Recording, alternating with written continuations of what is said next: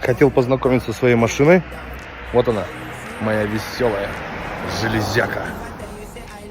Ну, собственно, вот так вот он и выглядит. Платформа у меня российской сборки, Чайка, на гидравлике. Также лебедка гидравлическая, все ее лебедой называют. Ауртриггеры стоят. Ну, тут рычаги управления. Собственно, вот этот красавец, на котором я эвакуирую. Объем у него 3,7, по-моему, 2013 года на механике. В принципе, хорошая машина, мне нравится.